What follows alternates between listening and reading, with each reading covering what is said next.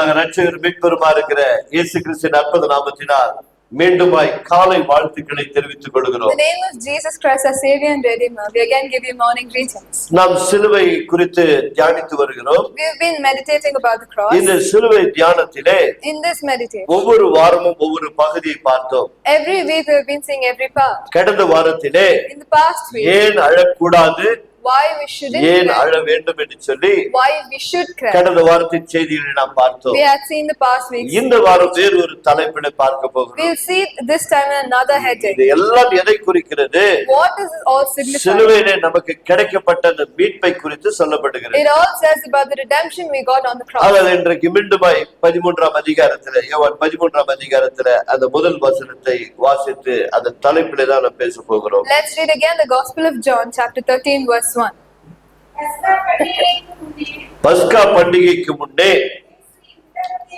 இயேசு இந்த உலக வாழ்க்கை விட்டு பிதாவினிடத்தில் போகும்படியான தம்முடைய வேலை வந்தது என்று அறிந்து தாம் இந்த உலகத்தில் இருக்கிற தம்மிடத்தில் இருக்கிற அன்பு வைத்தபடியே முடிவு பரியந்தம் அவர்களிடத்தில் அன்பு வைத்தார்.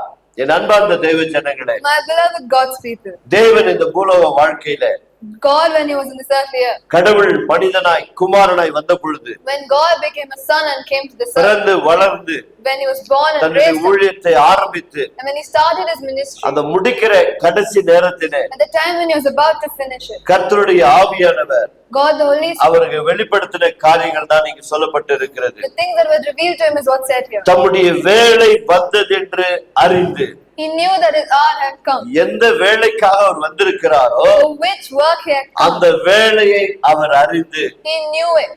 ஆரம்பத்திலே தன்னுடைய சீடர்களோடு கூட எப்படி அன்பு வைத்திருந்தாரோ, First, how he loved his disciples at the beginning. கடைசி வரைக்கும் அவர்களை அன்பு Till கூர்ந்திருக்கிறார். the end, he loved them. அவர்கள் ஒருவர் மறுதளிப்பார் என்று தெரியும், He knew one of them would betray ஒருவர் him. காட்டி கொடுப்பான் என்று He தெரியும், knew one of them would show Gethsemane him. தோட்டத்தில் எல்லாரும் விட்டு ஓடி போவார்கள் என்று He தெரியும். knew in the Garden of Gethsemane everyone இவ்வளவு would run away. தெரிந்திருந்தும் கூட After knowing all that, யாவரையும் அன்பு செய்தார். he loved everybody. வெறும் தொடக்கத்திலே மாத்திரமல்ல, Not only in the beginning, முடிவு பரியந்தம். till the end. அதுதான் இன்றைக்கு ஆண்டவராகிய இயேசு கிறிஸ்துவை That is why today Jesus Christ, சொந்த இரட்சகராக ஏற்றுக்கொண்ட whoever accepted him as their own Savior, நம்மிலும் அவர் அதே அன்புதான் he வைத்திருக்கிறார். also loves us the same way. Hallelujah. Hallelujah. ஏதோ நான் ஒரு தவறு செய்து விட்டேன், I have done the mistake. நான் பின்வாங்கி போய்விட்டேன், I have taken a step back. என்ன கடவுள் கைவிட்டு விட்டார் God has forsaken me. என்று சொல்வதற்காக அல்ல. It's not for that. நீ பாவத்திலே முழுகி இருக்கும் பொழுது, When you are buried in sin, ரட்சிக்கப்படாத காலத்திலே the time when you were not saved, எந்த அன்பிலே உடன் அன்பு கூர்ந்தாரோ,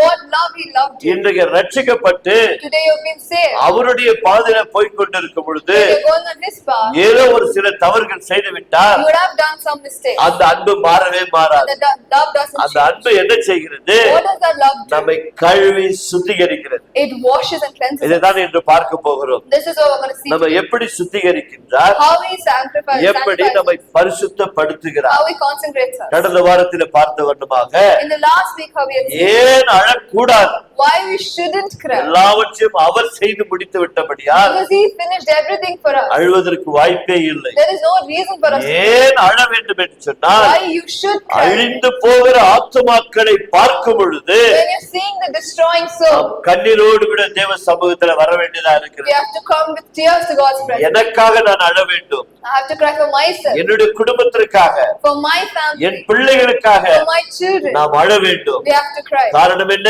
What is the reason? அவர்கள் வழி விலகி போய்விடக் கூடாது Because they should not go away என்று from the சொல்லி way. நாம் கடந்த நாள்ல பார்த்தோம். We have seen in the past. இன்றைக்கு Today, ஏசாயா 52ஆம் அதிகாரத்திலே Isaiah chapter 52. 13 15 முடிய பகுதிகளை நாம் பார்க்க We போகிறோம். are going to see from verse 13 to 15. அந்த வசனங்களை தமிழ்ல வாசிக்கும்படி அன்போடு கூட We கேட்டுக்கொள்கிறேன். have to read in Tamil.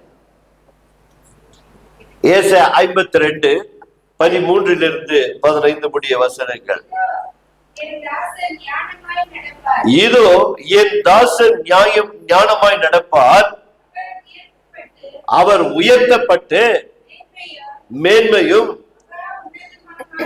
மகா உன்னதமானவராய் இருப்பார், மனுஷனை பார்க்கிலும் அவருடைய முக பார்வையும் மனுபுத்திரரை பார்க்கிலும் அவருடைய ரூபம் இவ்வளவு அந்த கேடு அடிந்திருந்தபடியால் அவரை கண்ட அநேக மிகவும் பிரமமடைந்தார்கள். அப்படியே அவர் அநேக ஜாதிகள் மேல் தெளிப்பார். அவர் நிமித்தம் அவர்கள் தங்கள் ராஜாக்கள் தங்கள் வாய்களை மூடிக்கொள்வார்கள். இந்த வேத பகுதி நமக்கு என்ன சொல்லுகிறது? What does this Bible part say? இந்த பாடுகளை குறித்து 53ஆம் அதிகாரத்திலே நாம் பார்க்கிறோம். We can see about the sufferings of Christ in the 52nd chapter. ஆனால் உண்மையிலே வேதத்தின் அடிப்படையிலே பார்க்கும் பொழுது If you see according to the Bible, 52ஆம் அதிகாரம் 13 ஆரம்பிக்கப்படுகிறது. it starts from 52nd chapter from verse 13.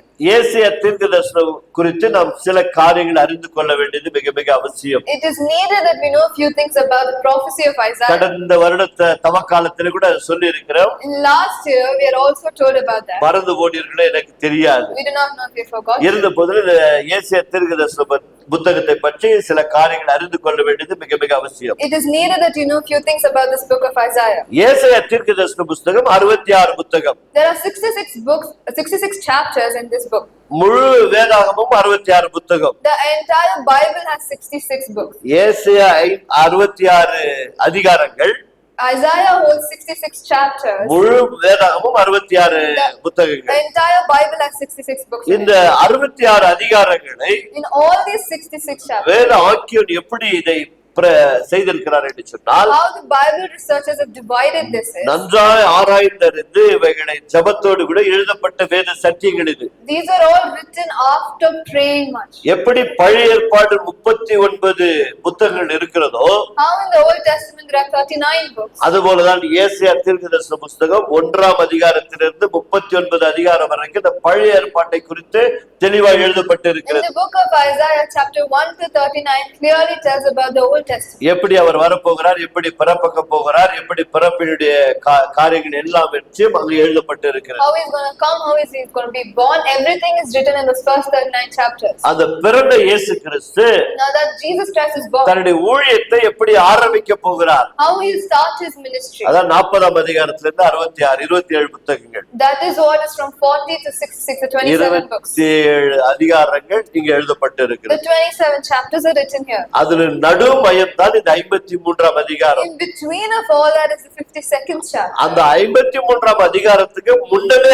ஆரம்பித்து விடுகிறது. Before the 53rd chapter, his suffering starts in the 52nd chapter. ஏன் இந்த வேதாக்கியங்கள் முன்னே ஆரம்பிக்கிறார்கள் என்று சொன்னால், Why they started before it? Gethsemane தோட்டத்திலிருந்து இது ஆரம்பிக்கப்பட வேண்டும். It has to be started from the Garden of Gethsemane. அப்போது அங்கு ஆரம்பிக்கப்பட்ட வசனம் தான் இந்த 14வது வசனம். The way it starts from the Garden of Gethsemane is the verse 14 here. 13வது வசனத்திலே அவர் ஞானமாய் நடந்து கொண்டதை யாவரும் பார்த்து In ஆச்சரியப்படுகிறார்கள். the 13th verse, many get astonished by how he acts so wisely. இவர் மரியாளுடைய மகன் அல்லவா? Isn't he the son of Mary? யோசேப்புடைய தகப்பன் நம் மத்தியில் இருந்திருக்கிறார் Isn't அல்லவா? Joseph, his father, was in the midst of us? இவர்கள் உடன்பிறந்த சகோதர சகோதரிகள் நம்ம இடத்தில் இருக்கிறார்களவா? Aren't his brothers and sisters among us? இவனுக்கு எப்படி இந்த ஞானம் வந்தது என்று பிரமித்து போனார்கள் அந்த காலங்களிலே. They were astonished at the knowledge he had. அவ்வளவு ஞானமாய் நடந்த ஆண்டவராகிய கடவுள் Jesus tries to walk in such wisdom. இப்போது கெத்செமனி தோட்டத்திலிருந்து ஆரம்பிக்கப்படுகிறது அவருடைய பாடுகளை குறித்து. Now his suffering starts from the Garden of Gethsemane. வேதம் சொல்லுகிறது, The Bible says our அழகுள்ளவர், he is beautiful. அவர் அழகான தேவன், He is the most beautiful God. அவரை பார்க்க கூடாத அளவுக்கு அவர் ஒளியிலே நிறைந்திருக்கிறவர். He is filled with light so much that we can't even see him. நீங்க வெளிப்படுத்தின சுவிசேஷத்துல பாத்தீங்களா, அவரை குறித்து அப்படியே வர்ணிக்கும் அந்த வேத புத்தகம். The Bible was clearly write about how beautiful he is in the book of Revelation. இப்படிப்பட்ட தேவகுமாரன் That son of God, இப்போது கெத்செமனி தோட்டத்திலே now in the Garden of Gethsemane, முகங்குப்புற விழுந்து he falls on his our face. ஜெபித்துக் கொண்டிருக்கிறார். He's praying. அவர் முகரூபம் மாற்றப்படுகிறது. His face is changed. இன்னும் யாரும் அடிக்கவில்லை, No one has beat him yet. யாரும் அவரை அடிக்கவே இல்லை. No one has bet him yet. ஆனால் நாளைக்கு படப்போகிற அந்த பாடுகளை குறித்து But tomorrow the suffering that he's going to go through, இந்த இரவு வேளையை நான் கைது செய்ய போகிறதை நினைத்து, thinking about how he's going to get arrested in தன்னுடைய his lifetime, சீடன் காட்டி கொடுக்கிறதை நினைத்து, thinking about how his disciples are going to betray him, மனிதனுடைய பாவங்கள் எல்லாம் அவர் மேல் சுமத்தப்படுவதை நினைத்து thinking about how the sins of mankind will be borne on him. பிதாவை நோக்கி செபிக்கிறார், He prays to God. செபிக்கிறார், He prays. செபிக்கிறார், He prays. செபிக்கிறார். He prays. உள்ளத்தில் சரீரத்திலிருந்து ரத்தம் பீறிக்கொண்டு Blood that comes out of his body, அவருடைய நெற்றி வெறு ரத்த துளிகளால் his சிந்தப்படுகிறது. sweat comes out as blood on the ground. அவரை முகம் பார்க்க கூடாத அளவுக்கு அந்த முகத்தில் அந்த ரத்தம் வடிந்திருக்கிறது. The blood is flowing like we can't even see his face. பார்க்கவே முடியவில்லை. We can't see his face. அதைத்தான் 14ஆம் வசனம் சொல்லுகிறது. That is what the 14th verse says. ஆக அவருடைய முகப்பார்வை His appearance, மனுபுத்திரரை பார்க்கிலும் beyond human semblance, அவருடைய ரூபம் இவ்வளவு அந்த கேடு அடைந்திருந்தபடியால் because his form was so mad, அவரை கண்ட அநேகர் பிரமித்தடைந்தார்கள். many were astonished at him. எத்தனை ஒரு காரியம் பாருங்க. See how big of a thing that is. இதன் பிறகுதான் அவர் அழைத்து கொண்டு போகிறார்கள். After that only they arrest him. அநியாயமாய் நியாயம் தீர்க்கப்படுகிறார்கள். They injusticely give a verdict. ஏற்கனவே ரத்தம் வழிந்திருக்கிறது. There's already blood on him. இவைகள் மத்தியிலே அவர் தலையின் மேலே ஒரு முள்முடியை சாட்டி On top of that they put a crown of thorns on him. கோலினால் ஓங்கி அடிக்கிறார்கள். They hit him with that. இன்னும் ரத்தம் பீறி கொண்டு வருகிறது. The blood tears out him. அதோடு மாத்திரமல்ல, Not only that, அவர் சாட்டையினால் அவரை பின்னி எடுக்கிறார்கள். they hit him with the rope. உழுந்த நிலம் போல ஆகிறது. He becomes like இப்பொழுது very முழு bad. உருவத்தை பார்க்கும்போது எப்படி இருக்கும் சிந்தித்து Now பாருங்க. imagine the condition of his body. இந்த கேடுகள் எல்லாம் எதற்கு? Why did he go through all that? இந்த பாடுகள் எதற்கு? Why did he go through all that இந்த suffering? பாடுகள் எல்லாம் All these மனித suffering குலத்திற்காக for mankind. தேவன் செய்த காரியங்கள். This is the thing that God did to him. இதைத்தான் 15வது வசனம் மிகவும் தெளிவாய் நமக்கு போதிக்கப்படுகிறது. This is what the 15th verse says clearly. இன்றைக்கு செய்தியுடைய தலைப்பு What is the heading of இந்த today's 15வது வசனத்திலே சொல்லப்பட்ட வேத சத்தியங்கள் தான். story in the 15th verse here? அப்படியே So, எப்படியே how அவர் இந்த பாடுகள் ஏற்றுக்கொண்டு he took up all this our suffering. முகரூபம் மாற்றப்பட்டு His appearance of his அந்த face, கேடுள்ளதா இருக்கிறது. when it was beyond human அவருடைய முகத்தை பார்க்க கூடாத அளவுக்கு அவருடைய முக பார்வை மாறி போய்விட்டது. we couldn't see his face. That's how bad it was mad. அப்படியே Like that. அவர் அநேக ஜாதிகள் மேல் On many nations. தெளிப்பார் என்று சொல்லப்பட்டிருக்கிறது. So he shall sprinkle. எதை தெளிப்பார்? What will he sprinkle? தன்னுடைய பரிசுத்த இரத்தத்தை His precious blood. ஜாதிகள் மேல் தெளிப்பார். He will sprinkle it on nations. பழைய ஏற்பாட்டு சட்டம் என்ன?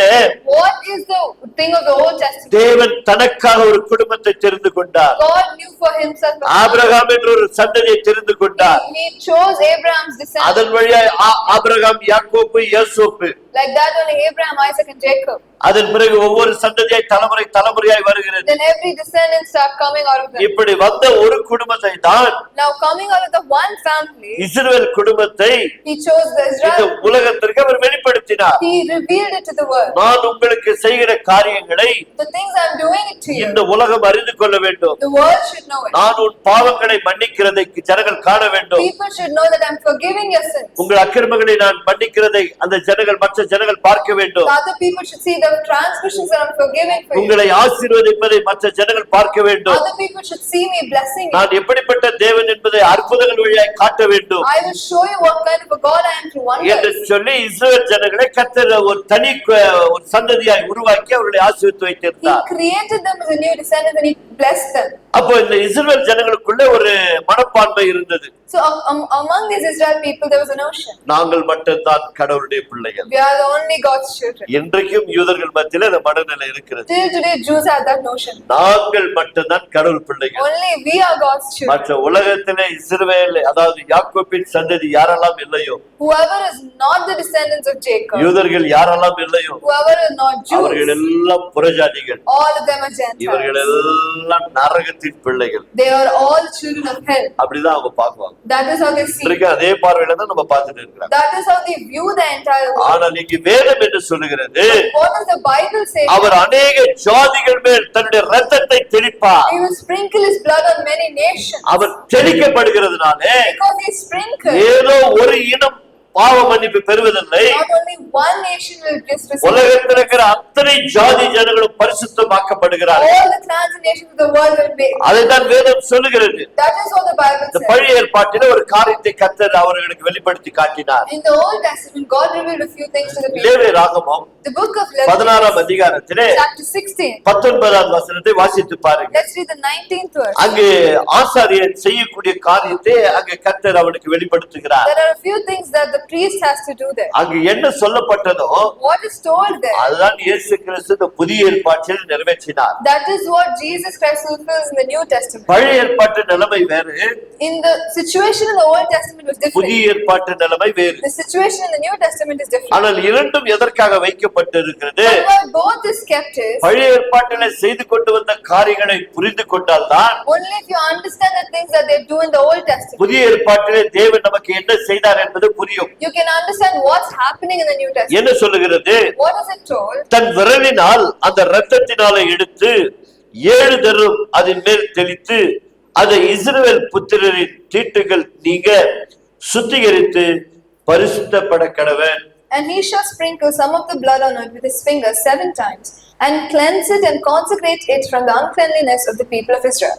வெட்டப்பட்ட அந்த கெடா அந்த மிருகத்தின் இரத்தத்தை எடுத்து They take the blood of the animal that is sacrificed. ஆசாரியன் முதலாவதாக அந்த பரிசுத்த ஸ்தலத்துக்குள்ள அவன் வருவான். First the priest comes into the holy place. அங்கு பலிபீடத்திலே கொஞ்சம் இரத்தத்தை தெளித்து விட்டு He will sprinkle some blood on the altar. அங்கு ஜெபித்து அவன் வெளியே வரும்பொழுது Pray and he comes out. அந்த இரத்தத்தை கொண்டு வந்து ஜனங்கள் மேல் தெளிப்பான். He will sprinkle that blood on the people. இங்க என்ன சொல்லப்படுகிறது? What does it say here? அந்த இரத்தத்தை எடுத்து He shall take some 7 தரம் தெளித்து He will sprinkle it அப்ப 7 times. முழுமையான ஒரு பாவ மன்னிப்பின் நிச்சயத்தை கொடுப்பதற்காக அங்க தெளிக்கப்படுகிறது. So to give a surety of the forgiveness, he sprinkles that 7 times. அப்படி தெளிக்கப்படும் பொழுது When he sprinkles that, என்ன நடக்கிறது? what happens? ஒன்று சுத்திகரிப்பு நடக்கிறது, One consecration happens. இன்னொன்று பரிசுத்தமாக்கப்படுகிறது. Another sanctification இந்த happens. சுத்திகரிப்பை தான் நாம் பார்க்க We போகிறோம். are going to see about the இந்த consecration. பரிசுத்தத்தை தான் நாம் பார்க்க We are going to போகிறோம். see about the sanctification. இதைத்தான் ஆண்டவராகிய இயேசு கிறிஸ்து This is what Jesus Christ, Kalvari சிலுவையிலே செய்து முடித்து விட்டார். he finished it on the Calvary cross. இந்த காரியங்கள் எப்படி நடந்து கொண்டிருந்தது? How did these things happen? ஒவ்வொரு நாளும் ஒவ்வொரு வருடமும் நடந்து கொண்டிருக்கும். It's happening every day, every year. பழைய ஏற்பாட்டு பரிசுத்தவான்களும் சரி, The holy people in the Old Testament, இஸ்ரவேல் மக்களும் சரி, or the Israel people, இதை தொடர்ந்து செய்து வந்தார்கள். they were doing it ஆனால் continually. பாருங்கள், இவ்வளவு செய்திருந்தும் கூட Even after doing so much, அவர்களுக்கு ஒரு நிச்சயம் இல்லாமல் போய்விட்டது. they never had the surety. இதெல்லாம் தேவன் எதற்காக இதை செய்யும்படி சொன்னார்? Why did God tell them to do all this? ஏன் சொன்னார் என்று சொன்னால், Why he did that? வரப்போகிற மெசியா, The Messiah that is going to come, வரப்போகிற மீட்பர், the Redeemer that is going to come, வரப்போகிற இரட்சகர் the Savior that is going to ஒரு come, நாள் நித்தியமாய் one day eternally, ஒரே பலி செலுத்தி he will say one sacrifice செலுத்தி கொண்டு வருகிற பலியை நிறுத்தும்படியாக to stop the sacrifice that has been going through. இதை அறிவித்து வந்தார். He preached that. ஆனால் என்ன நடந்தது? Now what happens then? ஜனங்களுக்கு ஒரு பயம் உண்டாகி The people got a fear. ஜனங்கள் மனம் திரும்பி They repented. தேவன் பக்கமாய் திரும்ப வேண்டும் என்று அவருடைய சித்தத்தின்படி அவர்களுக்கு கற்றுக் கொடுத்தார். According to his will, how they have to turn, he taught these people. இந்த பலிகளை செலுத்தும்படி கற்றுக் கொடுத்தவரே அவர்தான். He is the one who taught them how to make sacrifices. அதை செய்ய சொன்னவரும் அவர்தான். God is the one who told them to do it as well. ஆனால் மக்கள் இந்த வேதத்தை புரிந்து கொள்ளாமல், But people did not understand the Bible, கடவுளுடைய அந்த தரிசனத்தை புரிந்து கொள்ளாமல், did not understand the vision of God, தப்பாக புரிந்து கொண்டபடியால் because they misunderstood it. ஒரு பாவத்தை செய்வார்கள், They will make a துணிகரமான ஒரு பாவத்தை செய்துவிட்டு they will make a sin. சாக போகிறது நான் அல்ல, It's not I am who's going to die. சாக போகிறது ஒரு மிருகம், That's an animal that's going to ஒரு ஆடோ மாடோ ஏதோ பறவைகளோ ஏதோ ஒன்று சாக That's போகிறது. a cow or a bull or a sheep or bird. அது என்னுடைய பாவத்தை எல்லாம் அதன் மேல் அறிக்கை செய்ய போகிறேன். I'm going to keep all my sins on that. அது அறிக்கை செய்த உடனே அது பலி செலுத்தி அந்த ரத்தத்தை தெளித்த உடனே அப்பா பாவம் மன்னிக்கப்பட்டது ஒரு நிம்மதி. After I confess and it's sacrifice and the blood is sprinkled, there is a satisfaction that the sin. ஆனால் அந்த மனிதனுடைய நிலைமை எப்படி என்பதை பழைய ஏற்பாடு விவரிக்கிறது. We know the situation of those people in the Old Testament. எபிரேயர் 10ஆம் அதிகாரத்திலே Hebrews chapter 10. முதல் 4 வசனங்கள் அதை பற்றி தெளிவாய் போதிக்கப்படுகிறது. The first 4 verses say clearly அந்த about it. 2 வசனங்களை தயவு செய்து வாசிக்கும்படி கேட்டுக்கொள்கிறேன். We'll read very important the 2 verses in that.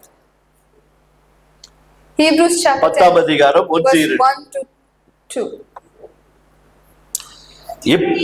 எப்படி இருக்க நியாய பிரமாணம், அந்த பழைய ஏற்பாட்டில சொல்லப்பட்ட இந்த சட்ட திட்டங்கள் நியாய பிரமாணமாவது all the laws that were told in the Old Testament, வரப்போகிற நன்மைகளை குறித்து பொருளாயிராமல் அவைகள் வெறும் நிழலா இருந்தது. வருஷந்தோறும் இடைவிடாமல் செலுத்தப்பட்டு வருகிற ஒரே விதமான பலிகளினாலே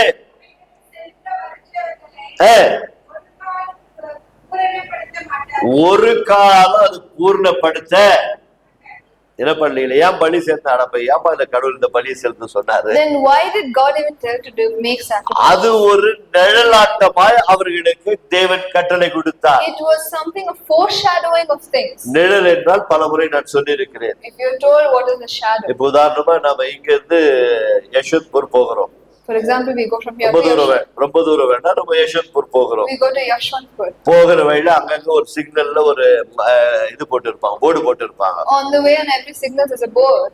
யஷ்வந்த்பூருக்கு 15 கிலோமீட்டர் இருக்குது. there are 15 kilometers to Yashwant. அந்த சிக்னல் நின்னுட்டு if you stand over there, Yesvantpur வந்துச்சு, you say and say Yashwantpur has come. Yesvantpur வந்துச்சுனாக்கா when you say Yashwantpur has come, நான் எதை பார்க்கல, what am I not seeing? 15 kilometre இருக்கிறத பார்க்கல. you're not seeing the 15 kilometers. Yesvantpur படிச்ச you just read Yashwantpur. அங்கே வண்டி நிக்க வச்சு இறங்கிட்டேன். you stop the vehicle then you get down. அப்படி இல்ல, it's not like that. நிழல் என்று சொன்னா say a shadow. இன்னும் 15 கிலோமீட்டர் போய்கொண்டே இரு. you have to go further more 15 15வது கிலோமீட்டர்ல the 15th kilometer இதுதான் யஷ்வந்த்பூர் அதுவே காட்டும். it will show automatically that is Yashwantpur. அப்ப நம்ம அங்க போய் என்ன நம்ம எதற்காக அங்க போகணுமோ அந்த காரியத்தை செய்து then you வரலாம். can finish the works of why you went there. இது போலதான் பழைய ஏற்பாட்டிலே like that only in the Old Testament வரப்போகிற நன்மை, of the good things that are yet to come. பெரிய நன்மை வரப்போகிறது. a great thing is going to come. அந்த நன்மைக்கு பதிலாக instead of that, as a ஒரு shadow, சிறிய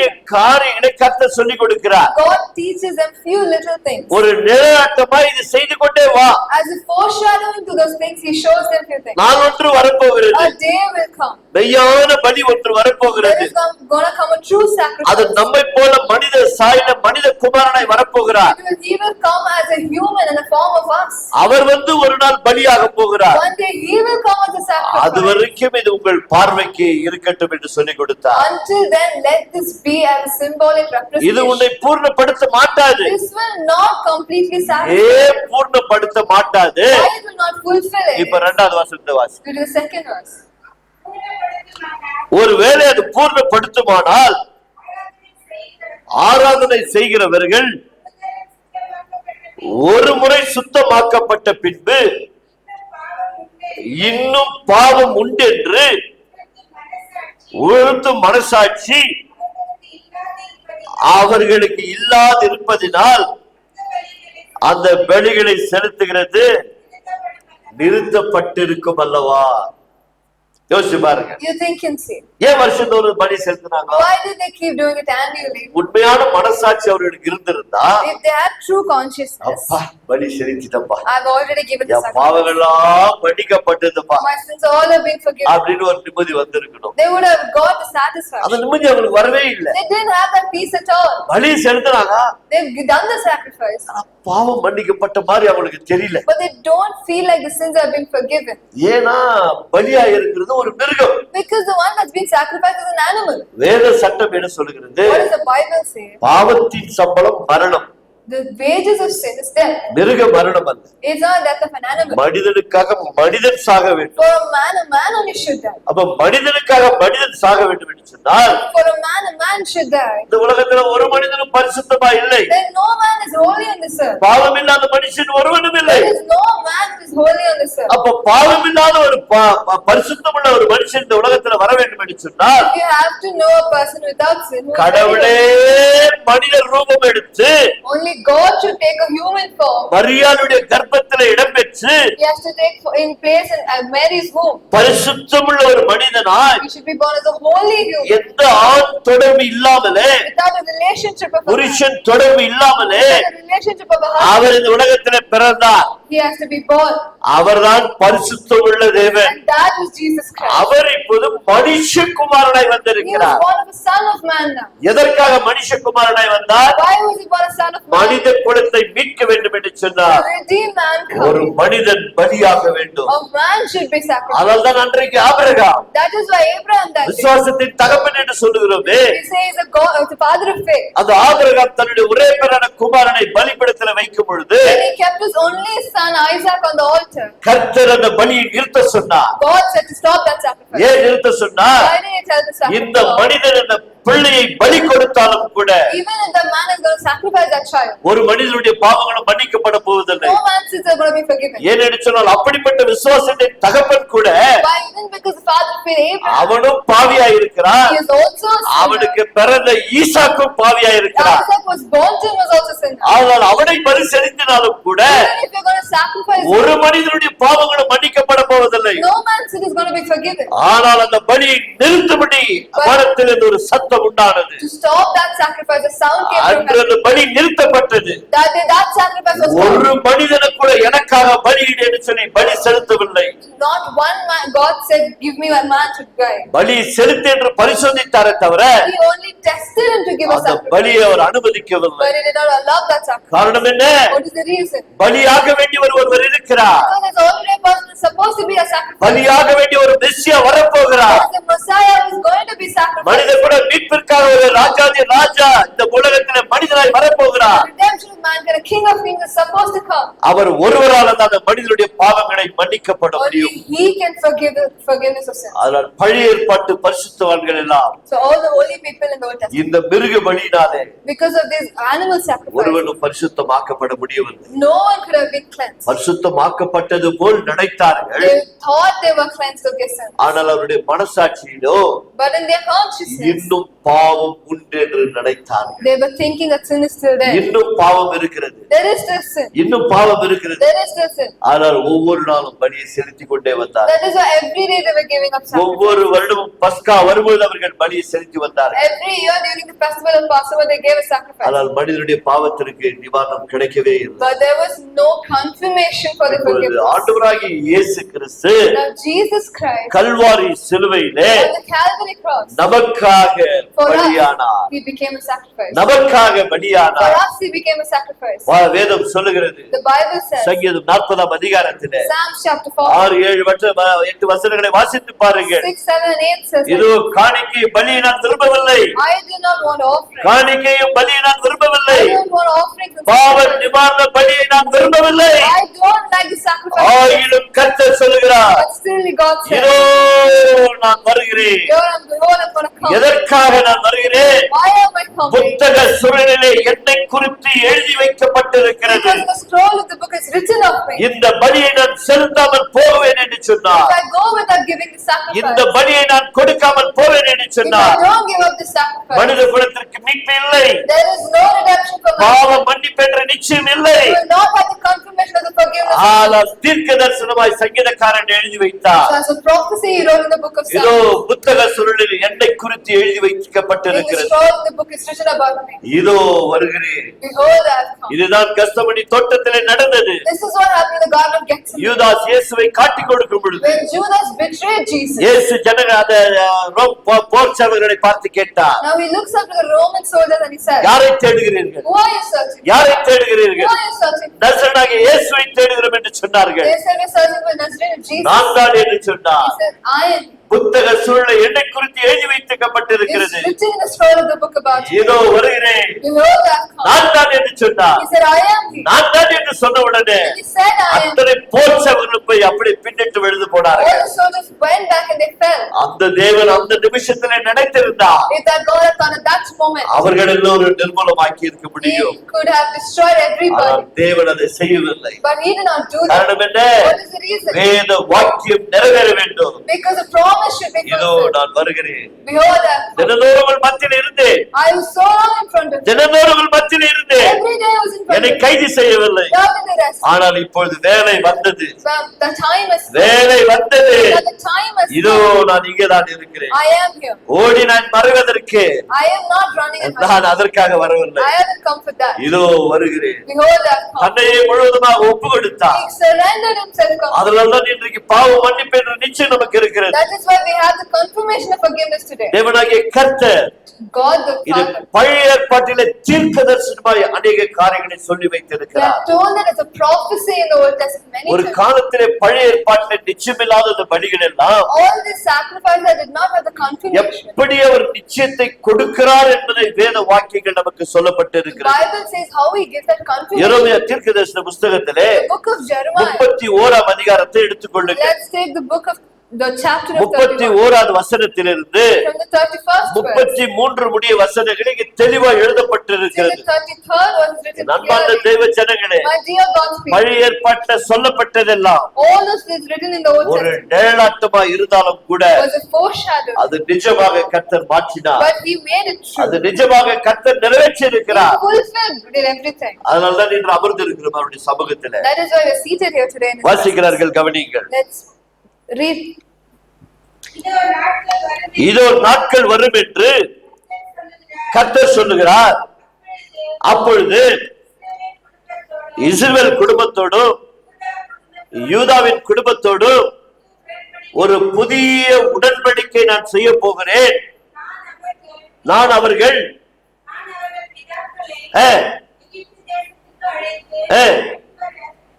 கைப்பிடித்த நாளிலே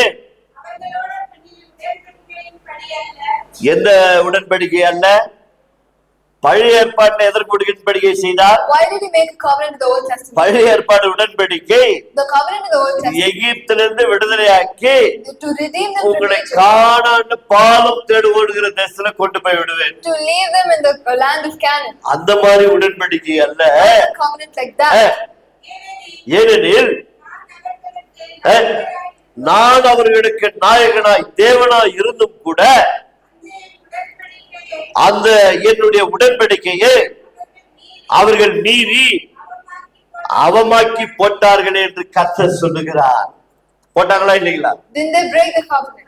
போட்டாங்களா இல்லையா? பழைய ஏற்பாட்டு பரிசுத்தவான்கள் Didn't the holy people of Old Testament break the covenant? கோடானு கோடி மக்கள் வாழ்கிற மத்தியிலே Among crores of people who live. ஒரு குடும்பத்தை தெரிந்து கொண்டு He chose one family. அதன் வழியை பல லட்சங்கள் ஜனங்கள் உருவாகி Through that lakhs of people were formed. அந்த ஜனங்களை அடிமைத்தனத்தில் விடுதலையாக்கி He redeemed them from slavery. பாலும் தேனும் ஓடுகிற தேசத்துக்கு கொண்டு போனால் To take them to the land of flowing honey. ஒவ்வொரு வழியெல்லாம் அவரை பரிசோதித்தார்கள். All the way they went, they tested him. கர்த்தர் சொல்லுகிறார், 10 முறை என்னை சோதிச்சுட்டாங்க. 10 times they've tested me. கணக்கு வச்சுக்கிறார் பாருங்க. See how much he's expected. நாம கூட எத்தனை முறை சோதிச்சோம் கொஞ்சம் நம்மளே சோதிச்சு பார்த்துக்கணும். Let's test ourselves how many times we've tested God. இன்னைக்கு கணக்கு போட்டா நம்ம யாரையும் அமர்ந்து இருக்க மாட்டோம். If we can't, we won't be sitting here. அப்படிப்பட்ட மீறி அவர்கள் துணிகரமான பாவங்களை செய்தார்கள். They did sins intentionally. வேசித்தனம் பண்ணி ஒரு கூட்டம் இறந்து போச்சு. One did cheating and they died. முறுமுறுத்து ஒரு கூட்டம் செத்து போச்சு. One were whining all the time and தேவனை பரிசோதித்து ஒரு கூட்டம் செத்து one போச்சு. group of people tested God and they died. இப்படி பல விதத்துல மாட்டு போனார்கள். They died in so many ways. அதனால் அந்த உடன்படிக்கை போல அல்ல. Not like the covenant like that. இப்ப வாசிங்க. அந்த நாட்களுக்கு பிற்பாடு உடன்படிக்கையாவது என்னுடைய நியாய பிரமாணத்தை அவர்கள் உள்ளத்தில் வைத்து அவர்களுடைய இதயத்தில் எழுதி நான் அவர்கள் தேவனாயிருப்பேன், அவர்கள் என் ஜனமா. கரங்களை தட்டி ஆண்டவருக்கு நன்றி சொல்லுவோம். இப்போ ஒரு புது உடன்படிக்கை பண்ணி இருக்கிறார். Now he makes a new covenant. இப்ப என்ன உடன்படிக்கை பண்ணார்? What is the covenant he makes இது now? உங்களுக்காகவும் It is for you எல்லாருக்காகவும், and for everybody. வெறும் இஸ்ரவேல் ஜனங்கள் உங்களுக்காக மாத்திரமல்ல, Not only the house of Israel. உங்களுக்காக என்று சொல்லும் பொழுது They say for you, இஸ்ரவேலே, Israel, தெரிந்து கொள்ளப்பட்ட என்னுடைய தெய்வ ஜனங்களே, my chosen people, என்னுடைய மக்களே, my people, உங்களுக்காகவும் for you also. எல்லாருக்காகவும் என்று சொல்லும் பொழுது He says for everybody, உலகத்துல வாழ்கிற அத்தனை கோடி மக்களுக்கும் for all the crores of people, ஏதோ என்னையே முதலிய உடன்படிக்கை ஒப்பு கொடுக்கிறேன். Behold, I give myself as எல்லாருக்காக சிந்தப்படுகிற ரத்தம், this blood that is shed for everybody. இந்த ரத்தத்தின் உடன்படிக்கையின் அர்த்தம் என்ன? What is the meaning of the covenant? பழைய உடன்படிக்கை போலல்ல, Not like the old இது covenant. புதிய உடன்படிக்கை. This is a new covenant. ஆதலால் நான் வருவனவோ By the time I come back, நினைவு கூறும்படி keep remembering it. இந்த உடன்படிக்கை சொல்லப்பட்டபடி According to the covenant that's இந்த so, பாத்திரத்திலே பங்கு பெறுங்கள். participate in this union. Hallelujah. Hallelujah. அதனால் பலி நிறுத்தப்பட்ட பிறகு After the sacrifices were stopped, அவர் தன்னையே முழுவதுமாக ஒப்பு கொடுத்து he gave himself ஒரு up. புதிய உடன்படிக்கை செய்து He made a new covenant. அந்த புதிய உடன்படிக்கையை நாம் வாழ்ந்து கொண்டிருக்கிறோம். We are living in that new covenant. அப்படி வாழ்ந்து கொண்டிருக்கிற நமக்கு We are living in that new covenant. பழைய ஏற்பாட்டு மக்களுக்கு கிடைக்காத ஒரு நிச்சயம் The confirmation that the Old Testament people did not புதிய get. ஏற்பாட்டு மக்களுக்கு எப்படி ஒரு நிச்சயத்தை பழைய ஏற்பாட்டிலே சொல்லி வைத்திருந்தார். He has told the confirmation that the New Testament people will get. The ஏசியா Old Testament. ஏசியா தீர்க்கதரிசன புஸ்தகம் The book of Isaiah, 43ஆம் அதிகாரத்திலே chapter 25வது வசனத்தை வாசித்து பாருங்கள். verse 25. இங்கே கர்த்தர் நமக்கு ஒரு மாபெரும் நிச்சயத்தை இங்கே வேத வாக்கியத்திலே இறைவாக்காய் எழுதி He வைத்திருக்கிறார். is written as a promise in Isaiah 43:25. நானே உன் மீறுதல்களையும் என் நிமித்தமாக குறைத்து போடுகிறேன், உன் பாவங்களை நினையாமலும் இருப்பேன். I am he who blots out your transgressions for my sake, and I will not remember your sins. நானே, I am. வேறு யாருமே இல்லை. There is no one else. நானே I am he. உன் மீறுதல்களை Your transgression N நிமித்தமாகவே for my own sake, குறைத்து போடுகிறேன், I will blot it out. உன் பாவங்களை Your sins, நினையாமலும் இருப்பேன். I will not remember them. ஏன் அவர் நினையாமல் இருக்கிறார்? Why you will not remember them? நாம தான் சில நேரங்களில மீண்டும் மீண்டுமா நாம் செய்த பாவங்களை நினைத்து மனமறந்துகிறோம். We are the ones who keep remembering our sins and get sad. அவர் நினைப்பதே இல்லை என்று சொல்லுகிறார். He says he never remembers it. ஒரு முறை என்னிடத்துல வந்து விட்டீர்கள், Once you've come to me, தன் பாவங்களை அறிக்கை செய்து விட்டீர்கள். you confess your sins. அப்படி நீங்கள் பாவத்தை அறிக்கை செய்யும் பொழுது Once you confess your sins like உங்கள் that, பாவங்களை நான் மன்னித்து விட்டேன். I have forgiven your sins. மன்னித்து விட்டது மாத்திரமல்ல, Not only have I forgiven them, மன்னித்து அதை மறந்து விடுகிறேன் என்று சொல்லுகிறார். I forgive and I அதை forgotten them. நினைப்பதே இல்லை என்று சொல்லுகிறார். Because I don't remember them. நாம தான் அப்பப்ப ஜெபம் பண்ணும்போது சில நேரம் இன்னும் ரட்சிக்கப்பட்டவங்க ஆண்டவருக்கு நினைவுபடுத்திடுவாங்க. We only who are saved only will make God remember us. சபையில வந்து கொஞ்சம் சில காரியங்களை கற்றுக்கொள்ள You வேண்டும். have to learn a few things if you come to N church. ஆண்டவர், My God, நான் பாவம் செய்தது உண்மைதான், I've done sin, it's true. நான் அக்கிரமம் செய்தது உண்மைதான், I've done a transgression. அநியாயம் செய்தது உண்மைதான், I've done a cheating. ரட்சிக்கப்படுவதற்கு முன்பாக இவைகள் எல்லாம் இருந்தது உண்மைதான். I did everything before my sin. ஆனால் இப்பொழுதோ But now, நான் ஆண்டவரை ஏற்றுக்கொண்டபடியால் because I've accepted God, அவரின் பாவங்களை மன்னித்தது மாத்திரமல்ல, not only has He forgiven my அது sin, நடப்பதே இல்லை. He doesn't கரகத்தை ஆண்டவருக்கு நன்றி let's சொல்லுவோம். clap hands and thank God. இதற்கு இன்னொரு உறுதியாக As another, மல்கியாவின் புஸ்தகம், the book of Malachi, மீகாவின் புஸ்தகம், the book of Micah, மன்னிக்கணும், மீகாவின் புஸ்தகம் the book of Micah, 7ஆம் அதிகாரத்திலே chapter 7. நீங்கள் வாசித்து பாருங்கள். We read this verse. 17வது வசனத்தை வாசித்து பாருங்கள். யாராவது எடுத்தவர்கள் வாசிங்க. மீகா, Micah 19. யோனா பக்கத்தில் இருக்கு பாருங்க. Chapter 7 verse 19. Our திரும்பம் நம்பேன்.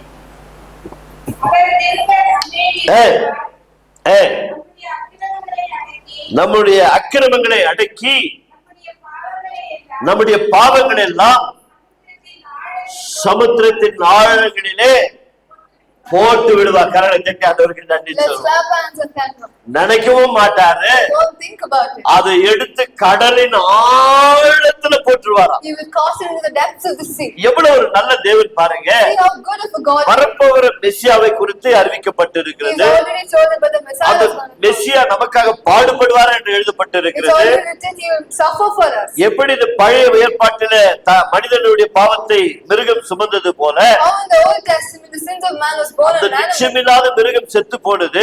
That animal that died, ஒரு மாபெரும் நிச்சயத்தை கொடுக்கும்படி The animal died without confirmation, but to தன்னுடைய give confirmation. குமாரனே பலியாகும் பொழுது, When his own son became a sacrifice, பாவங்கள் எல்லாம் சுமந்து தீர்க்கும் பொழுது, after he finished bearing all that sin, அந்த பாவங்களை எல்லாவற்றையும் சமுத்திரத்தின் ஆழத்திலே கொண்டு போய் போட்டு விடுகிறார். cast everything in the depths of the sea. கரங்களை தட்டி ஆண்டவருக்கு நன்றி Let's சொல்லுவோம். clap hands and thank God. இதான் புதிய ஏற்பாட்டு நிலைமை. This is the situation in the New Testament. நம்முடைய பாவங்களை இனி நினைப்பதில்லை. Our sins he is not remembering. நம்முடைய பாவங்களை அவர் சமுத்திரத்தின் ஆழத்திலே போட்டு விட்டார். He's thrown them in the depths of the sea. அவர்களே நண்ப தெய்வ ஜனங்களே, My dear God's இந்த people, புதிய ஏற்பாட்டில வாழ்ந்து கொண்டிருக்கிற தேவனுடைய பிள்ளைகளே, my dear people living in the New ஒரு Testament, கிறிஸ்தவனுக்கு ஒரு நிச்சயம் இருக்க வேண்டும் என்று சொன்னால், a Christian person has to have a confirmation. நான் பாவம் செய்தேன், I did sin, என் பாவத்தை என் ஆண்டவர் என்னை முழு இதயத்தோடு மன்னித்திருக்கிறார். but my God has forgiven me wholeheartedly. அந்த நிச்சயம் ஒரு மனிதனுக்கு இருக்கும் என்று சொன்னால், You have that confirmation. அவன் ஒருவன் மாத்திரம்தான் இந்த உலக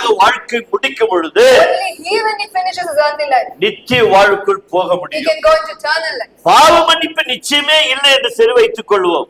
You don't have the confirmation that your sins have been forgiven. எப்படி நீங்கள் இறை ராஜ்யத்துல போவீர்கள்? How will you go into God's பரிசுத்தம் இல்லாமல் without holiness? நித்திய தேவனை தரிசிக்க You cannot meet God. வேதம் தெளிவா இருக்குது இல்லைங்களா? The Bible clearly says, right? எபிரேயர் 11 சொல்லப்பட்டு இருக்குது இல்லையா? Hebrews 11 says clearly, பரிசுத்தம் இல்லாமல் without holiness, தேவனுடைய சமூகத்திலே into God's போக presence, you முடியாது. cannot go to God's presence. அப்படி போக முடியாத ஒரு காரியத்துல When you are in that situation, நாம் எப்படி போய்விட முடியும்? how can we go? அப்ப எனக்கு என்ன இருக்கணும்? What should I have? நிச்சயம் இருக்கணும். I should have the confirmation. என் ஆண்டவர் My God, என் பாவத்தை மன்னித்தது மட்டுமல்ல, not only has He forgiven my our sins, மறந்து போனது மட்டுமல்ல, not only has He forgotten them, என்னுடைய பாவங்கள் எல்லாம் கடலின் ஆழத்திலே போட்டு He's விட்டார். cast it in the depths of the அது sea. அவர் நினைக்க மாட்டார். He won't think about it. அவ்வளவு நல்ல தேவனை நான் ஆராதிக்கும் பொழுது Because I worship such a எனக்குள்ள ஒரு மாபெரும் நம்பிக்கை இருக்க வேண்டும். I have a big faith in myself. அந்த நம்பிக்கை இல்லை என்று சொன்னால் We don't have that. நாம் கிறிஸ்துவராய் இருப்பதிலே ஒரு பிரயோஜனம் There இல்லை. is no use of us being Christians. நான் என்னுடைய அனுபவத்தில் சொல்லுகிறேன். You tell in this experience, எந்த திருச்சபையை குறை சொல்ல வேண்டும் என்று அல்ல. it's not to put down any church. நீங்கள் ஒருவேளை நீங்கள் அப்படி வாழ்ந்து கொண்டிருப்பீர்கள் என்று சொன்னால் If you are living like that, உங்களுடைய மனதை நீங்கள் மாற்றிக்கொள்ள வேண்டுவது மிக மிக அவசியமா இருக்கிறது. it's needed that you change your mind. ரட்சிக்கப்பட்டவர்கள் கூட We have been saved இந்த நாட்களிலே in these days. இன்னும் பாவம் உண்டு என்று நம்புகிறார்கள். They believe that there is still sin. இன்னும் என்னுடைய பாவங்கள் மன்னிக்கப்படவில்லை என்று நினைக்கிறார்கள். They still think their sins haven't been அது என்ன forgiven. செய்கிறது? What is that? அந்த பழைய ஏற்பாட்டு குற்ற மனசாட்சி போல் அவ்வப்போது அவர்களை குற்றி அவர்களை சேதப்படுத்திக் கொண்டே இருக்கிறது. In the Old Testament, like how the guilt was poking them, like that it pokes them. நான் எப்படி புரிந்து கொண்டேன் என்று சொன்னால், How we understood this is, பிறக்கும் பொழுது பாவி என்று சொல்லுகிறோம். when you're born, you're serious. அது உண்மைதான், அதுல எந்த தவறும் இல்லை. There is no wrong in that. வாழும் பொழுது கொஞ்சம் அறிவு வந்தவுடனே நான் பாவம் செய்கிறேன் என்பது எனக்கு நன்றாய் தெரிகிறது. When you live and you get some knowledge, you know that you're doing அந்த sin. பாவம் செய்தபடியால் என் மனசாட்சியில குத்தப்படுகிறேன். Because it is that sin, that guilty feelings there. இந்த வசனங்கள் தாய் தகப்பனோ அல்லது சபையிலோ மற்றொரு ஏதோ ஒரு விதத்துல தெரிந்து கொள்ளுகிறேன். You get to know the verses of the church or your parents somehow. தெரிந்து கொள்ளுத்து தேவனுடைய சமூகத்துல வந்து Now you go to God's presence after knowing நாம் it. முழுவதுமாக ஒப்பு கொடுக்கிறோம். Now you surrender yourselves to God. பாவங்களுக்காக நாம் ஜெபிக்கிறோம். We pray. ஐயோ இவ்வளவு பெரிய துரோகம் செய்து விட்டேனே, I did such a betrayal. அறியாமல் இவ்வளவு பாவம் செய்தேனே, I did so many ஐயோ mistakes. இவ்வளவு பெரிய பாவம் செய்தபடியால் Because I did so many N sins. தேவன் எவ்வளவு வேதனைப்படுவார் How much my God என்று will சொல்லி be sad. என் உள்ளத்தில் இந்த வசனங்கள் கிரிகள் செய்ய Now ஆரம்பிக்கப்படுகிறது. those verses start working in your heart. அப்படி ஆரம்பிக்கப்படும் பொழுது They're working like that. நாம் மனம் திறந்து என் ஆண்டவரிடத்துல ஒப்பு கொடுக்கிறேன். You repent and you surrender yourself to God. அப்படி ஒப்பு கொடுக்கும் பொழுது You're surrendering like என்ன that. நடக்கிறது? What happens? தேவன் என் பாவத்தை மன்னிக்கிறார். God forgives my sins. இப்ப மன்னித்து விட்ட பிறகு After forgiving it, கர்த்தருடைய வசனமும் அப்படி சொல்லுகிறது, the Bible says, மகனே உன் பாவங்கள் மன்னிக்கப்பட்டது, my son, your sins have been forgiven. நீ உன் படுக்கை எடுத்துக்கொண்டு போ You take your bed and you leave. சொல்றாரு இல்லைங்களா வேதத்துல? Does he say that? ஒரு பாவி வருகிறான். There a sinner comes. ஆண்டவரே நான் பாவி வந்திருக்கிறேன், I am a sinner. என்னை மன்னியும் ஆண்டவரே என்று கேட்கிறான். He asks, forgive me. அவன் பாவங்கள் மன்னிக்கப்பட்டு Your sins are forgiven. நீதிமானாய் புறப்பட்டு போனான் என்று லூக்கால பார்க்கிறோம். It says in Luke that he goes as a இப்படி justified man. பாவங்கள் மன்னிக்கப்பட்டு இருந்த போதிலும் கூட Even when your sins are forgiven like that, நமக்கு பாரம்பரியமாய் கற்றுக் கொடுத்து விட்டார்கள் ஒன்றை. They've taught us traditionally something. வீட்டில போய் தயவு செய்து சிந்தித்து பாருங்கள். You think and see in your houses. பிறக்கும் போது பாவி என்று சொல்லுகிறோம், When you're born as a sinner. வாழும்போது பாவி என்று When சொல்லுகிறோம், you live, you're told you're a sinner. ஒவ்வொரு நாளும் பாவி என்று ஜெபிக்கிறோம், Every day you pray that you're a sinner. ஒவ்வொரு நாளும் பாவி என்று தான் ஜெபிக்கிறோம். We pray that we're a sinner இந்த every day. பாவியை மன்னி, இந்த பாவியை மன்னி, இந்த பாவியை மன்னி என்று ஜெபிக்கிறோம். We say forgive the sinner, forgive the sinner, forgive the sinner. அதற்கும் பதில் கொடுத்த மாதிரி தெரியவில்லை. Like that also answer is not come. கடைசியில் இந்த உலக வாழ்க்கை முடித்து விடுகிறோம். Finish this earthly life. முடித்துவிட்டு சடலத்தை முன்னால் வைத்துக் கொண்டு You keep the body in front of you. இவருடைய பாவத்தை மன்னியும் என்று ஜெபித்துக் We கொண்டிருக்கிறோம். again pray forgive this sin. அதோடு நிறுத்தி விடுவதில்லை, Don't stop there. குழியில கொண்டு போய் புதைத்து விடுகிறோம். We bury them. புதைத்து விட்டு After burying them, மண்ணெல்லாம் மூடிவிட்டு putting all the mud. இப்பொழுது ஒரு விண்ணப்பம் ஏறெடுக்கிறோம். Now we pray again. அந்த விண்ணப்பம் என்ன சொன்னால், What is that prayer? ஆண்டவரே நரகத்திலிருந்து இந்த ஆத்துமாவை காப்பாற்று. Lord, save the soul from hell. யோசித்து பாருங்க, You think and see. நீ பிறந்ததிலிருந்து From the time you're born, வாழ்நாள் முடிந்தமாய் பாவி என்று வாழ்ந்து விட்டாய். you lived your entire life as called as a sinner. குழியில வைத்து மூடிவிட்டும் கூட After keeping you in the coffin and இந்த closing you up, ஆத்துமாவை நரகத்திலிருந்து காப்பாற்று என்று சொல்லுகிறோம். we pray that save the soul from hell. அப்ப நாமே முடிவு செய்திருக்கிறோம், So now we only have decided இந்த ஆத்துமா நரகத்தில் இருக்கிறது என்று சொல்லி. this soul is going to hell. புரிகிறதா? Do you understand? யோசித்து பாருங்க, You think and see. உலகத்துல வாழும்பொழுது When you live on this earth, ஒரு மனிதனுடைய பாவங்கள் மன்னிக்கப்படாவிட்டால் if your sins are not being forgiven, அவன் எப்படி பரலோகம் போக முடியும்? how will he go to heaven? அதுதான் தந்திரமா இந்த ஜெபத்தை கற்றுக் கொடுத்து விட்டார்கள். That is why they've taught this prayer. as a ஒருவேளை அவர்கள் அறியாமல் கற்றுக் கொடுத்திருக்கலாம், They might have thought without knowing. ஆனால் ஜெபத்தை சிந்தித்து பார்க்க வேண்டும். But you have to think about your prayer and see. கடைசி கல்வன் கூட ஆண்டவரே இந்த ராஜ்யத்துல வரும்போது அடியை நினைப்போரும் என்று சொன்னார். The robber that was crucified next to Jesus said, Lord, when you come to your நரகத்துக்கு போக வேண்டிய அந்த கல்வன் that robber was to go to hell. இன்றே என் வான் வீட்டில் இருப்பாய்ன்னு சொன்னார். Today he says you'll be in paradise. அவனுக்கே கடைசி நிமிஷத்துல ஒரு மீட்பு கிடைக்கும் என்று சொன்னார். If he got the redemption at the last minute, நாம் இந்த உலகத்திலே சுவிசேஷத்தை கேட்டு we were listening to the gospel. இந்த பாவ மன்னிப்பு என்ற நிச்சயத்தை பெற்றுக் கொள்வோம் என்று சொன்னார். When you receive the confirmation of எத்தனை forgiveness, பாக்கியம்! how much is that a Hallelujah. blessing to us? Hallelujah. அதெல்லாம் வேதம் சொல்லுகிறது. That is what the Bible says. அவருடைய ரத்தம் தெளிக்கப்பட்டபடியால் Because his blood was sprinkled, நாம் சுத்திகரிக்கப்படுகிறோம். we have been consecrated. முற்றிலுமாய் We சுத்திகரிக்கப்படுகிறோம். have been completely consecrated. முற்றிலுமாய் ஒவ்வொரு நாளும் நாம் சுத்திகரித்து நம்மை கழுவி கொண்டே இருக்கிறார். Every day is washing and consecrating us. வார்த்தை வாசித்து The more you read the Bible, அவர் சித்தத்தின்படி வாழ the more you live according to his நம்முடைய will. வாழ்க்கை மாற்றப்பட்டு கொண்டே இருக்கிறது. His life, our lives keep changing. வாழ்க்கையை இப்போது மாற்றிக்கொண்டே இருக்கிறார்கள். Our lives keep changing. இன்றைக்கு யோசித்து பாருங்கள், Now you think and வெறும் இஸ்ரவேல் மக்களை மட்டும் கர்த்தர் மன்னித்திருந்தால் if God had forgiven only the Israel people, இன்றைக்கு அமர்ந்திருக்கிற நமக்கு பாவ மன்னிப்பு நிச்சயம் கிடைச்சிருக்காது. today if you're seated, you would have got the confirmation. கர்த்தருடைய பிள்ளைகள் என்று சொல்லிக் கொள்ளவும் முடியாது. We cannot claim ourselves as God's அதாவது வேறு சத்தியங்களை புரிந்து கொள்ள So வேண்டும். you have to understand the Bible. முதலாவது தன்னுடைய ரத்தத்தை தெளித்து First he sprinkles the blood. நம்மை சுத்திகரித்து விட்டார். He consecrates us. இப்போது பரிசுத்தவான்களாய் பரிசுத்தவதிகளாய் நாம் வாழ்வதற்காகத்தானே For us to live as holy people. ஒவ்வொரு நாளும் இந்த வேத வசனங்கள் நமக்கு போதிக்கப்படுகிறது. Every day this Bible was a preached to us. நாம் இந்த உலகத்திலே, When we live பாவ in this, உலகத்திலே, when we live in this, பொல்லாத இந்த உலகத்திலே we live in this வாழ்ந்து கொண்டு world, இருக்கிறோம்.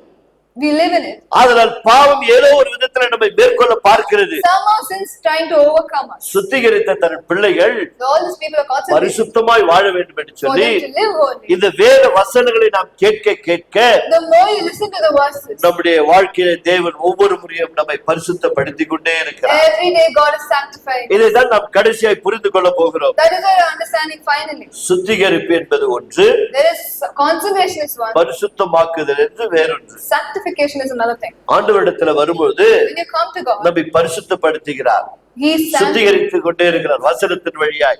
sanctifies us through the ஒவ்வொரு verses. நாளும் நம்ம பரிசுத்தமாய் வாழ விருப்பப்படுகிறார். Every day He makes sure இதை that நான் we live எப்படி holy. புரிந்து கொள்வது? How do we understand this? உதாரணமா இந்த நான் போட்டு இருக்கிற இந்த ஆடை வைத்துக் கொள்வோம். For example, let's take the clothing that we wear. ஒரு 2 நாள் போட்டா அது அழுக்காகி போகுது. 2 days if you wear it become dirty. அதை போட்டு வீட்டுல போட்டு சோப்பை போட்டு தண்ணியை போட்டு கும்மி அந்த எல்லாம் தேய்ச்சி கீச்சி எடுத்து என்ன பண்ணிடுறோம்?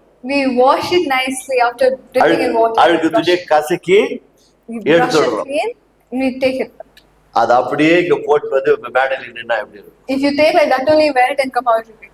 கசக்கி சுத்தம் பண்ணிட்டாங்க, துணி என்ன ஆயிடுச்சு? The clothes are clean. துணி சுத்தமாயிடுச்சு. The cloth is clean. இப்ப போகிற இடம் எது? But where's the place that he's going? வீட்லயே கூட இருக்க போறது. He's not going to stay at home. போகும்போது சபைக்கு. He's going to church. சபை போதகர் வர. He is a pastor of the church. இந்த போதகர் That's pastor. ஐரனே போடாம He doesn't iron it. கஸ்கிட்டு அப்படியே தூக்கி மாட்டிக்கிட்டு வந்தா, If he takes whatever just thrown like that and பாஸ்டருக்கு எதனா ஆயிடுச்சோ, when something happens to the இது pastor, ஐரனே போடாத அப்படியே மாட்டிட்டு வந்துக்கிறாரு. he hasn't put iron. He just put it on him. அவன் வீட்டுக்காரமா கூட சொல்லியும் Well, the wife also didn't remind him. என்ன பண்ணணும்? What they do? சர்ச்சுக்கு போறேன்னா If you're going to church, கசகின அந்த துணியை எடுத்து the one that is crushed, அழகா ஐரன் போட்டு you have to iron it. அப்படியே டிம்பா வரும். It has to come boldly. புரியுதுங்களா? நான் புரிந்து கொள்வதற்காக இந்த விளக்கம் நான் சொல்றேன். We're giving this as an understanding. சாதாரண உடை உடுத்துவதற்கு இந்த இரண்டு காரியங்கள் செய்ய வேண்டியது இருக்கிறது. For you wear a normal clothing, you have to do all this. அழுக்கு ஆடை கசிட்டோம், We cleanse it, all the dirty clothes. அப்படியே போட்டா சுருக்கமா இருக்கும். But if you wear it like this, it's அதுக்கு just going to be crushed. இன்னொரு கடவுள் ஞானத்தை கொடுத்துக்கிறாரு. What knowledge is given to iron it? Iron போட்டா ரொம்ப அழகாயிடும். If it's your iron, it will be neat. அப்போ போகிற இடம் கூட பார்க்கும்போது அது பார்ப்பதற்கே ஒரு அருமையா இருக்கும். It will be nice to see a person like அப்ப that. நம்ம சுத்திகரித்த தேவன் God who consecrated நம்மை us. ஒவ்வொரு நாளும் பரிசுத்தப்படுத்தும் பொழுது He sanctifies us every நம்முடைய day. வாழ்க்கை மாற்றப்படுகிறது. Our lives will be changed. நேற்று வரைக்கும் நான் வேறு விதமாய் வாழ்ந்தேன். Till yesterday I lived as another நான் அழுக்கான வாழ்க்கை வாழும்போது மற்ற ஜனங்கள் எல்லாம் என்னை பார்த்திருக்கிறார்கள். When I lived as a person of dirt, many people இப்போது have seen me. அந்த பழைய வாழ்க்கைக்கு புதிய வாழ்க்கைக்குள் I வந்திருக்கிறேன். have finished the old life and come to the new one. இந்த புதிய வாழ்க்கை வந்த பிறகு I have come into this new life. என் வாழ்க்கை நடைமுறைகள் மாறி இருக்கிறது. My life, the way that I live is changed. சுத்திகரிக்கப்பட்ட நான் I have been இப்ப sanctified. பரிசுத்தமாய் வாழ ஆரம்பிக்கிறேன். When I live as a holy person, மற்ற ஜனங்கள் எல்லாம் பார்த்து ஆச்சரியப்படுகிறார். many people look at me and they get surprised. ஏங்க நம்ம தேசத்துல சட்டமே வரப்போகுது. Well, there's a law that's going to come now. எதுக்கு வரப்போகுது? Why is it going to come? இவங்கெல்லாம் மதம் மட்டும் மாறல, They're not only changing religion, மனமே மாறி போய் they've changed their இவங்க heart. வாழ்க்கையெல்லாம் புனிதமாய் மாறி போகுது. Their lives are becoming holy. இவர்கள் எல்லாம் மதம் மாறுகிறார்கள் என்று சொல்லி சட்டம் சொல்லப்படுகிறது. Now a law is going to come, they're changing religion. மதம் மாற்றுவது கிறிஸ்துவம் அல்ல, To change a religion is not Christianity. மனம் மாற்றப்படுகிறது. Your heart should be changed. மனம் மாற்றுகிறபடியால் When your heart is changed, எப்பேற்பட்ட மனுஷனும் no matter what kind of a ஒரு person he is, மனிதனாய் வாழ ஆரம்பித்து விடுகிறார். he starts to live as a human. அதனால் எல்லாம் மாறி போகும்போது When everything is changed, இப்போது ராஜாக்களுக்கு அதிகாரிகளுக்கு ஒரு பயம் உண்டாகிறது. now the kings and those in authority get the fear. அதனாலதான் சட்டம் வரப்போகிறது. That is why law is going to come. புரியுதுங்களா? இப்போ Now do you understand? ராஜாக்களும் பிரமித்தார்களா? The kings are getting. ஏன் பிரமித்தார்கள்? Why are they getting? இவர்கள் வாழ்க்கை மாற்றப்பட்ட பிறகு After their lives are changed, வாழ்க்கை வித்தியாசமா இருக்கிறது. their lives are different. நேற்று வரைக்கும் திருடி கொண்டிருந்தவன், Till yesterday they were robbing. நேற்று வரைக்கும் பொய் பேசிக் Till கொண்டிருந்தவன், yesterday they were lying. நேற்று வரைக்கும் லஞ்சம் வாங்கினவன், Till yesterday they were drinking. நேற்று வரைக்கும் அநேகருடைய குடும்பங்களை சீர்குலைத்தவன், Till yesterday he was destroying families. எல்லாம் இவருடைய வாழ்க்கையில மாற்றப்பட்டு Everything is changed in his life. அநேகருக்கு நல்வழி காட்டுகிறானே, Now he's showing good ways to people. பிரமித்து போகிறார்கள். They are astonished. இதைதான் வேதம் சொல்லுகிறது. This is what the Bible says. 2 கொரிந்தியர் 5:17 வாசித்து நாம் ஜெபிக்க போகிறோம். Let's read 2 Corinthians 5:7. நண்பார்ந்தவர்களே, My dear people, மனிதனுடைய வாழ்க்கை மாற்றப்படும் பொழுது when a man's life is changed, பரிசுத்தமாக்கப்படுகிறார். he is made holy. பாவ மன்னிப்பு என்ற ஒரு நிச்சயம் வேதத்தில் எழுதப்பட்டிருக்கிறது. The confirmation of your forgiveness is written in the 2 Bible. கொரிந்தியர் 5:17 வாசித்து பாருங்கள். Read 2 Corinthians 5:7. எபிரேயர் 10 அதிகாரம் 17 வாசித்து பாருங்கள். Read Hebrews 10:7. எசேக்கியேல் புத்தகம் 36 அதிகாரம் 25 இருந்து 28 படிக்க வாசித்து பாருங்கள். Read the book of Isaiah 36. இவைகள் எல்லாம் வேதத்தில் எழுதப்பட்டிருக்கிறது. All is written. ஒரு நிச்சயத்தை It கொடுக்கப்பட்டிருக்கிறது. will give you a confirmation. ஒருவன் கிறிஸ்துக்குள் வந்தார், If a person is in ஒருவன் Christ, கிறிஸ்துவை ஏற்றுக்கொண்டார், if he accepts Christ, தேவன் அவனுக்குள் வருவார் என்று சொன்னார். God has come into அவனுடைய him. வாழ்க்கை மாற்றப்படுகிறது. His life will be அவன் changed. புது சிருஷ்டியாய் He is மாற்றப்படுகிறார். a new creation. பழையவைகள் எல்லாம் ஒழிந்து போயின, The old has passed. பழையவைகள் ஒழிந்து போயின. The old has passed. பழையவைகள் ஒழிந்து போன The பிறகு old has passed away. எப்படி என் வாழ்க்கையில பழையது ஒட்டி கொண்டிருக்கும்? How will the old be stuck in his கிறிஸ்துவ சமுதாயமே, Christian society? இந்த வார்த்தையை கவனித்து பாருங்கள். Pay attention to this word. ஒரு மனிதனை குறித்து வேதம் சொல்லுகிறது, The Bible says about a person. ஒருவன் கிறிஸ்துக்குள் நுழைந்து விட்டார், If anyone is in Christ, கிறிஸ்துவை இரட்சகராக மீட்பராக ஏற்றுக்கொண்டார், he has accepted him as a அவன் Redeemer and புது Savior. சிருஷ்டியாய் மாறுகிறார். He is a new creation. இப்ப கொஞ்சம் விளக்குற பாருங்க. Now we're more clarified. இப்ப நான் பழைய மனுஷன், He is an old man, old person. புதிய மனுஷன் மாறிட்டேன்னு சொல்றேன். He said he's changed into a new person. 50 தாங்க மாறிட்டாரு. Pardon? 50 தான் மாறிட்டார், He's changed only 50%. 70 தான் மாறிட்டார், He's changed only 70%. 99 தான் மாறி இருக்கிறது. He's changed only 99%. ஒத்து போகுமா? Will it get அந்த okay? வசனத்துக்கு ஒத்து போகவே It போகுது. will not match the verse. புது சிருஷ்டி என்று சொன்னால் He says it's a new creation. எப்படி முதல் ஆதாம் பாவம் இல்லாமல் கர்த்தர் சிருஷ்டித்தாரோ How God created Adam without any sin. அப்படி ஆதாம் கொண்டு வந்த அந்த பழைய பாவங்கள் எல்லாம் ஒழிக்கப்பட்டது. He's taking away all the sins that Adam had gone. புதிய சிருஷ்டியாய் நான் மாற்றப்பட்டிருக்கிறேன். He's changed as a new creation. பழைய ஆதாம் பாவம் செய்து மரணத்தை கொண்டு வந்தார். That Adam did sin and God did புதிய death. ஆதாமாகிய இயேசு கிறிஸ்து This Adam, Jesus, அவனுக்கு ஜீவனை கொடுத்தார். giving him life. அந்த ஜீவன் என்னவென்று சொன்னால் What is that உன் life? பாவங்கள் மன்னிக்கப்பட்டது, Sins have been உன் forgiven. பாவங்கள் இனி நினைப்பதில்லை, Your sins are not remembered anymore. இனி பாவங்களுக்காக பலி செலுத்தப்படுவதில்லை. There no need be இதுதான் sacrificed. வேத சத்தியத்தின் உண்மைகள். This is the truth of the promise. எபிரேயர் 9:16-17 வசனங்களை வாசித்து பாருங்கள். Hebrews 10, 16, 17, you can read. இதைத்தான் எசேக்கியேல் புஸ்தகத்தில் ஏற்கனவே சொல்லப்பட்டிருக்கிறது. What was told in the book of Ezekiel. உங்கள் கல்லான இதயங்களெல்லாம் எடுத்துவிட்டு Take away your heart and heart. உங்களுக்கு தசையான இதயத்தை கொடுத்து I'll give you a heart of flesh. என் ஆவியை உன் உள்ளத்திலே வைத்து And I will keep my spirit N in you. வேத வசனங்களை உன் உள்ளத்திலே வைத்து I'll keep my words in you. அதன்படி நடக்கச் செய்வேன். And make you walk according to it. இதைத்தான் இன்று நமக்கு செய்து வருகிறார். This is what he's doing as well. ஆனால் சுத்திகரிப்பு மாத்திரமல்ல, Not only consecration. பரிசுத்தவான்களாய் வாழும்படி To make us holy. Live like கர்த்தர் நம்மை ஆசீர்வதிக்கிறார். God is blessing us. கண்களை மூடி சிறப்பாற்றி Let's ஜெபிப்போம். close our eyes, bow our heads. கிருபை உள்ள நல்ல ஆண்டவரே, Our gracious இந்த Lord. காலை ஆராதனைக்காக உமக்கு நன்றி We செலுத்துகிறோம். thank you this morning, worship. வந்த ஒவ்வொரு பிள்ளைகளையும் ஆண்டவரே, For all the children that இன்றைக்கு are இந்த வசனம் புரியாமல் போயிருக்கும் என்று today சொன்னார். they don't understand this. கர்த்தருடைய ஆவியாளர் மீண்டும் மீண்டுமாய் கொண்டு பிள்ளைகளோடு கூட இடைப்படும்படியாய் சொல்லிக்கிறோம். Lord, you be with your whole people. எங்களுக்காக ஒரே தரம் பலியாய் விட்டீர் ஆண்டவரே. You sacrifice yourself as a one-time அன்றோடு sacrifice. பலி நிறுத்தப்பட்டது. That day the sacrifice was அந்த stopped. பலி எப்படி நிறுத்தப்பட்டதோ How those sacrifices were stopped. அப்படியே நாங்களும் ஒரு நாள் உம்மிடத்துல வந்தோம் ஆண்டவரே. Like that one day we also எங்கள் came. பாவங்களை அறிக்கை செய்தோம். We confess our sins. எங்கள் பாவங்களை மன்னித்து விட்டீர். You forgave us. எங்களை சுத்திகரித்திருக்கிறீர். You have consecrated us. எங்கள் பாவங்களை எல்லாம் கடலின் ஆழத்தில் போட்டு விட்டீர். You have thrown us in the அதை depths. நினைக்காமல் இருக்கிறீர் ஆண்டவரே. You are not remembering இப்போது it. எங்களை பரிசுத்தவான்களை வாழ வைத்துக் கொண்டிருக்கிறீர். Now you are making us live as holy people. இன்னும் பரிசுத்தமாய் வாழும்படி You will make us live more holy. இந்த நிகழ்ச்சியை பார்க்கிற தேவனுடைய பிள்ளைகளானாலும் சரி, Whoever seeing this channel, சபையில் அமர்ந்து கேட்டுக்கொண்டிருக்கிறவர்களுடைய or all the seated here, அன்பின் கரங்களில் we put ஒப்புவிடுகிறோம். it your beloved hands. கர்த்தர் ஆசீர்வதிப்பீராக. Lord, you bless them. இன்னும் இன்னும் பரிசுத்தப்படுத்துவீராக. May make them more and more. பரிசுத்தமாக்குகிறவர்கள் Whoever is more holy, இன்னும் பரிசுத்தமாகட்டும் என்று you சொன்னீரே. said let them be more holy. பரிசுத்தம் இல்லாமல் தேவனுடைய ராஜ்யத்தை சுதந்திரத்துக் கொள்ள முடியாது. Without holiness, you cannot inherit the kingdom of God. பரிசுத்தம் இல்லாமல் தேவனை தரிசிக்க முடியாது என்று சொன்னீரே. You said without holiness, you cannot எங்களை come உம்மை to God. காணும்படிக்கு கர்த்தாவே Lord, for us to see you, எங்களை பரிசுத்தப்படுத்தி இருக்கிறீரே. you have sanctified us. உமக்கு நன்றி செலுத்துகிறேன். Thank you for that. தொடர்ந்து அன்பின் கரங்களில் We ஒப்புவிடுகிறோம். put into your hands. ஆசீர்வதிக்க வேண்டும். You bless and you guide. இயேசுவின் நாமத்தினால் In பிதா. the name of Jesus, we pray. Amen. Amen. Praise the Lord. Praise the Lord.